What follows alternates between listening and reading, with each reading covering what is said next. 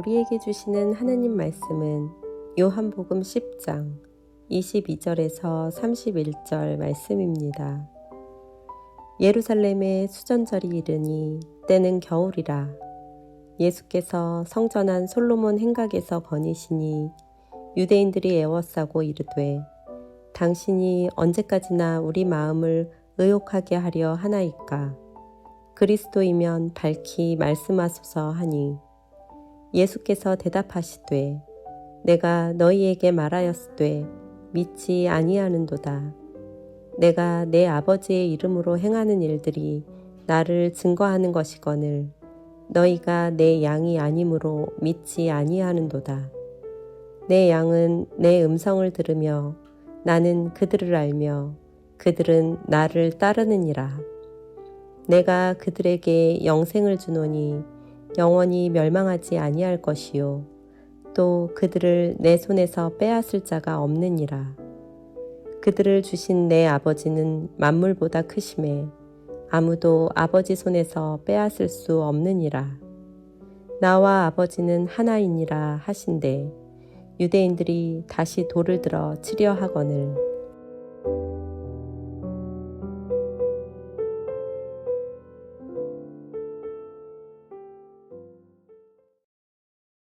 오늘 본문 말씀은 수전절에 일어난 일입니다.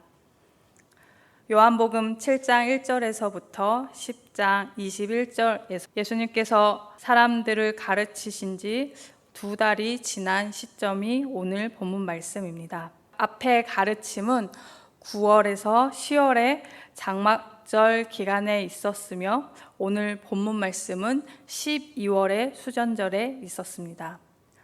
수전절은 요한복음에 등장하고 구약 성경에 나오지 않는 유대인들의 명절입니다. 이 절기는 구약의 공식적인 절기들 중 하나는 아니었습니다. 이것은 오늘날 하누카라고 불리는데 이 절기 기간 동안 각 가정에서 깨끗한 기름으로 호롱불을 밝혔기에 일명 빛의 축제라고도 불렸습니다. 수전절을 알려면 신구약 중간기 역사를 알아야 합니다. 셀레우코스 왕조의 안티오쿠스 4세 에피파네스는 예루살렘 성전에서 제우스 신상을 세우고 돼지를 제물로 바치게 했습니다.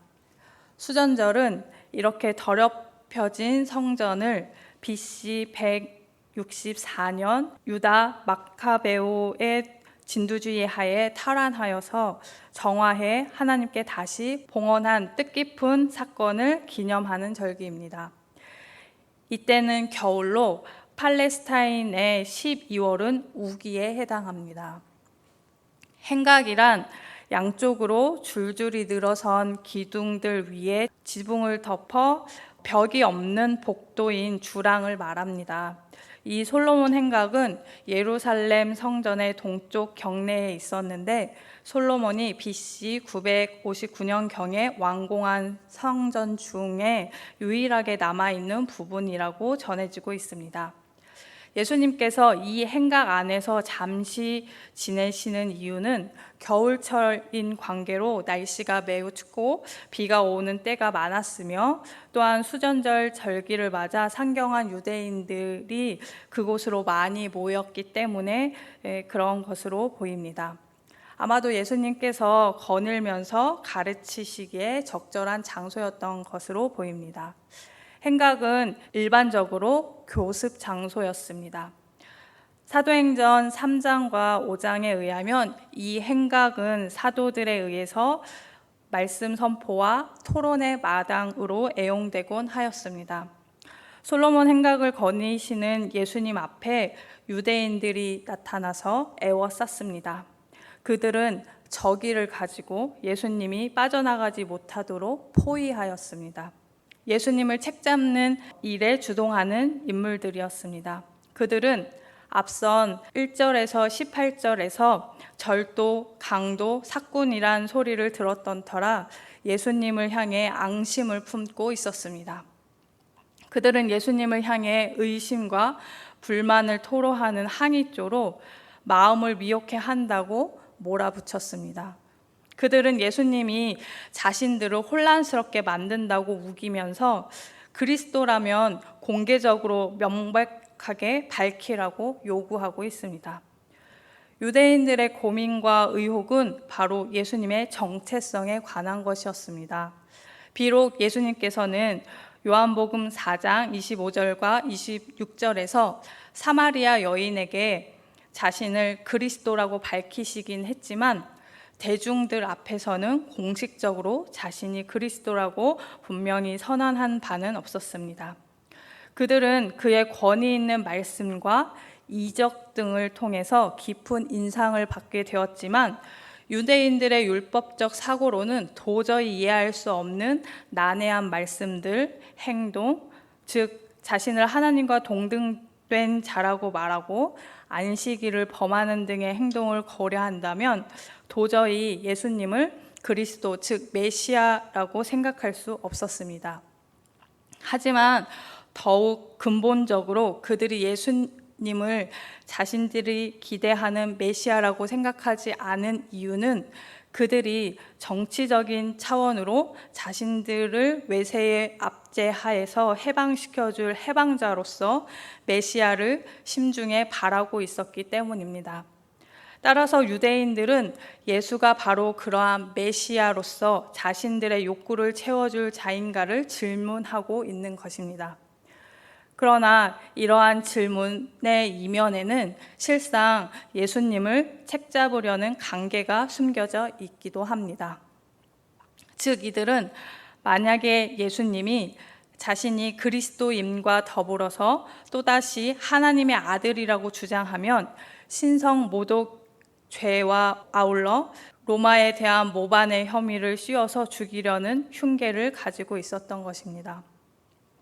예수님께서는 결코 그들의 흉계를 간파하지 못하시는 분이 아니시지만 그럼에도 불구하고 자신에 대하여 또다시 증거하기를 주저하지 않으셨습니다.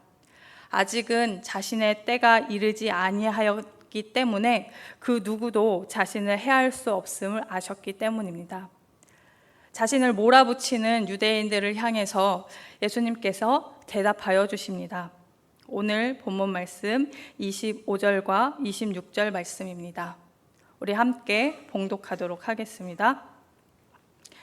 예수께서 대답하시되 내가 너희에게 말하였으되 믿지 아니하는도다. 내가 내 아버지의 이름으로 행하는 일들이 나를 증거하는 것이거늘 너희가 내 양이 아니므로 믿지 아니하는도다. 예수님께서 유대인들을 향해서 하나님의 이름으로 행하신 일들을 통해서 메시아이심을 증거하셨음에도 불구하고 깨닫지 못하는 이유를 이야기해 주고 계십니다. 예수님이 그리스도라고 명백하게 말씀하시지 않아서가 아니라 그들이 예수님의 양이 아니기 때문이라고 하십니다. 10장에서 목자와 양의 관계가 여러 차례 강조되었듯이 그들이 예수님의 양이었다면 예수님이 그들을 아셨을 테고 그들은 예수님의 음성을 듣고 따라왔을 것입니다. 목자는 자기 양들의 이름을 하나하나 부르시고 양들은 그의 음성을 듣고 따라갑니다. 예수님은 당신의 양들을 아시고 양들도 예수님을 압니다. 26절에서 그들이 예수님의 양이 아니라서 믿지 않는다고 말씀하여 주십니다. 요한복음 1장 12절에서는 영접하는 자 곧 그 이름을 믿는 모든 자에게 하나님의 자녀가 되는 권세를 주셨다고 하셨습니다. 이 말씀에 비추어 본다면 믿지 않아서 예수님의 양이 아니라는 설명도 가능합니다. 사람들로 하여금 그리스도를 믿게 할 증거는 많이 나타났습니다. 그 증거들은 하나님의 진실성에 의하여 완전하게 나타났습니다. 많은 증거들을 보고도 믿지 못하는 자들이 있다면 그들은 쌀이 가득한 창고 안에서 굶어 죽은 자들과 같고 샘 앞에서 목말라 죽은 자들과 같습니다. 우리가 하나님을 알기 전에 먼저 하나님이 우리를 아셨습니다. 곧 그가 우리를 택한 백성으로 삼으셨으므로 우리가 그를 믿게 된 것입니다. 결국 믿지 못하는 그들은 영생의 복을 받도록 택함이 되지 못한 자들이라 할 것입니다. 믿지 못하는 그들과 달리 예수님을 믿는 자, 즉 자신의 양들에 대해서 27절에서 29절 말씀하여 주십니다. 내 양은 내 음성을 들으며 나는 그들을 알며 그들은 나를 따르리니 내가 그들에게 영생을 주노니 영원히 멸망하지 아니할 것이요 또 그들을 내 손에서 빼앗을 자가 없느니라. 하나님의 아들 예수 그리스도의 양은 그리스도의 음성을 알아듣고 따릅니다. 그들이 그리스도의 음성을 안다는 것은 그리스도께서 그들을 먼저 택하신 사실에 일어난 반응입니다. 이 중요한 진술에서 예수님께서는 복음에 참으로 귀를 기울이고 그것을 믿는 자들이 누리는 복, 그리스도의 양된 자들의 행복에 대해서 말씀하여 주십니다. 그 행복은 그들이 영생을 받았으며 아무도 그들의 받은 영생을 빼앗지 못합니다. 그 이유는 만유보다 크신 하나님 아버지와 그리스도께서 그들을 지키시기 때문입니다. 예수님께서 이렇게 말씀하신 목적은 그의 양 된 자들, 곧 참된 신자들로 하여금 그 받은 구원의 불변성을 알고 안정감을 느끼게 하려는 것입니다. 그의 양된 자들은 힘 있는 원수들에게 둘러싸였고 그들 자체는 심히 연약합니다. 그러나 그들의 의뢰한 자가 그들의 의탁한 것을 그날까지 능히 지키실 줄을 그들은 확신합니다. 하나님의 양떼인 교회는 악한 것들이 가득한 세상에 놓여 있어도 근심할 것이 없습니다. 악한 것들도 하나님의 주권에 속하여 있기 때문입니다. 그러나 말씀을 들은 많은 사람들이 진정으로 귀를 기울이려는 의향이 없습니다. 예수님께서 귀 기울이기를 거부하는 자들은 사실상 예수님의 양이 아니라 말씀하여 주십니다. 우리는 유일한 소망이신 주님의 음성을 듣고 신실하게 그분을 따라야 합니다. 순종이야말로 우리가 주님의 양임을 증명하는 가장 확실한 증거입니다. 30절과 31절 말씀입니다. 나와 아버지는 하나이니라 하신대 유대인들이 다시 돌을 들어 치려 하거늘. 여기서 예수님은 자신의 신성에 관해 가장 분명하고 가장 극적인 선언을 하여 주십니다. 예수님과 그분의 아버지는 존재와 본성에서 하나이십니다. 따라서 예수님은 단지 선한 선생이 아닙니다. 예수님은 하나님의 본성을 지니신 분으로 영광과 권능이 아버지 하나님과 동일하십니다. 예수님은 하나님이십니다. 본질적으로 하나이시기에 아버지와 아들은 하나처럼 행동하십니다. 아버지가 행동하시는 것을 아들도 행하시며 아들이 행하시는 것을 아들도 행하십니다. 자신이 하나님이라는 예수님의 주장은 명백한 것입니다. 이 주장에 종교 지도자들은 예수님을 죽이려 했습니다. 모세율법은 자신이 하나님이라는 자는 누구든지 죽이라고 명했기 때문입니다. 유대 지도자들은 하나님을 모욕하는 스스로 하나님이라고 주장하는 자들에 관한 레위기 24장 16절의 명령을 실행하고자 했던 것입니다. 그 무엇도 예수님의 주장이 참이라는 것을 그들에게 납득시킬 수 없었습니다. 이들은 예수님을 돌로 치려고 했습니다. 주님의 양이 아닌 유대인들은 자기 생각에 사로잡혀서 예수님의 말씀을 받아들이지 못했습니다. 주님의 양은 항상 주님의 말씀을 그대로 수용하고 믿습니다. 공고한 선입견에 붙잡혀 있었던 유대인들은 예수님이 수많은 표적을 보여주시고 밝히 말씀하여 주심에도 불구하고 예수님을 믿지 않았습니다.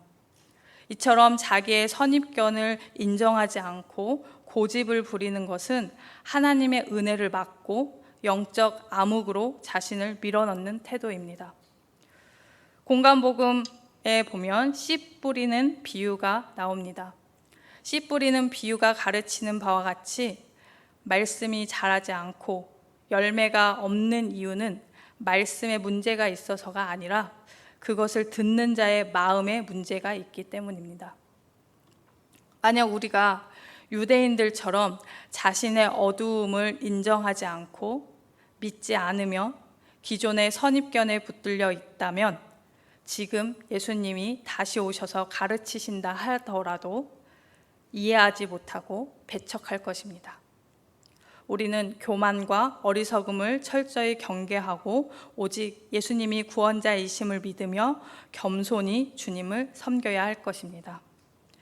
예수 그리스도의 음성을 듣고 주님을 믿는 자들에게 영생을 주신다고 약속하셨습니다. 영원히 멸망하지 않는다 약속하여 주셨습니다.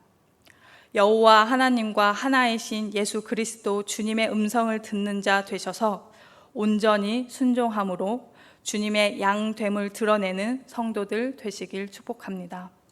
주님과 함께함으로 생명의 길로 나아가는 여러분들 되시길 축복합니다. 지금은 함께 기도하는 시간입니다.